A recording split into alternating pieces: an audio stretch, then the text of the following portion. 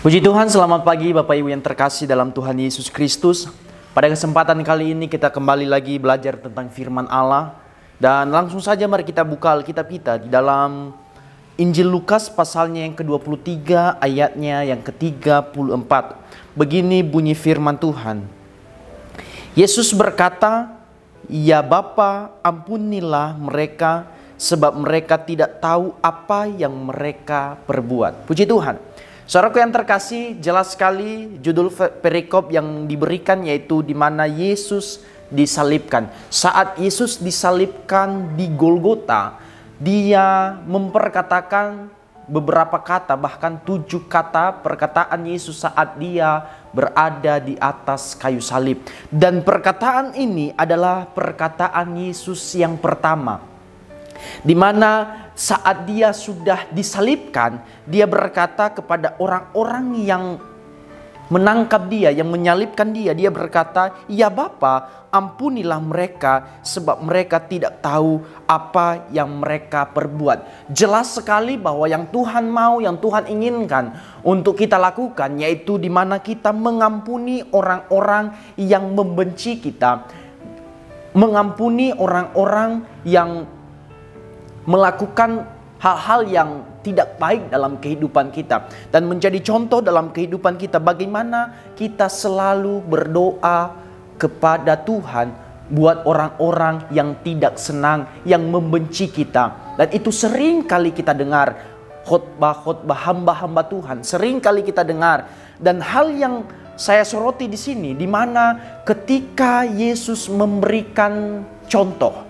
Kenapa saya bilang demikian? Sebelumnya kita lihat di dalam Matius pasalnya yang ke-5 ayatnya yang ke-44 berkata, "Tetapi aku berkata kepadamu," ini Yesus sendiri yang berkata, "kasihilah musuhmu dan berdoalah bagi mereka yang menganiaya kamu." Yang saya mau ajak kepada Bapak Ibu Saudara sekalian, saat ini kita belajar tentang apa yang Yesus lakukan. Di dalam saat Yesus di dalam Matius, saat Yesus memberikan ajaran, dia berkata, "Berdoalah kepada orang-orang yang membenci engkau. Berdoalah bagi mereka yang tidak senang dengan kita." Dan saat dia memberikan ajaran tersebut, dia juga memberikan contoh. Artinya bahwa Yesus tidak hanya bisa memberikan teladan.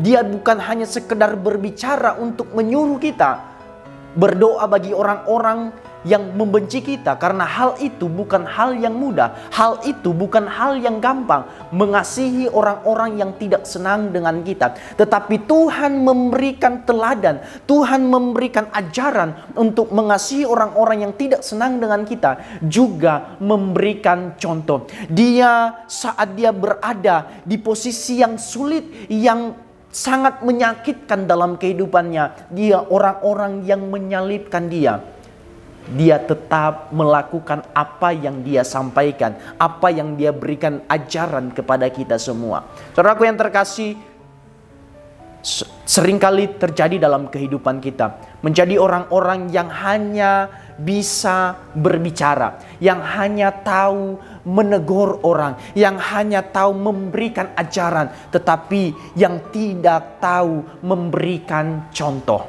Seringkali dalam kehidupan kita menjadi orang-orang yang suka berbicara, tetapi sulit untuk memberikan contoh. Saudaraku yang terkasih, saya mau berkata bahwa mari kehidupan kita menjadi orang-orang, mungkin kehidupan kita, posisi kita dimanapun, mungkin menjadi orang-orang yang selalu berkata menegur orang. Mari kita bukan hanya sampai pada menjadi orang-orang yang menasihati orang, menjadi orang-orang yang menegur orang, menjadi orang-orang yang memberikan ajaran kepada orang lain, tetapi biarlah kita juga menjadi orang-orang yang selalu memberikan contoh. Ketika kita memperkatakan hal-hal yang sulit untuk orang lain lakukan, mari kita percayai, mari kita lakukan apa yang sudah kita katakan. Seperti yang Yesus berikan ajaran kepada kita, dia juga melakukannya. Mari Bapak Ibu yang terkasih, kehidupan kita menjadi orang-orang yang tidak hanya tahu berbicara, tetapi mari kita menjadi orang-orang yang melakukan, yang mempraktekkan hal apapun, terlebih kebenaran firman Tuhan. Puji Tuhan, Tuhan Yesus memberkati. Immanuel, Allah beserta dengan kita. Kami perlu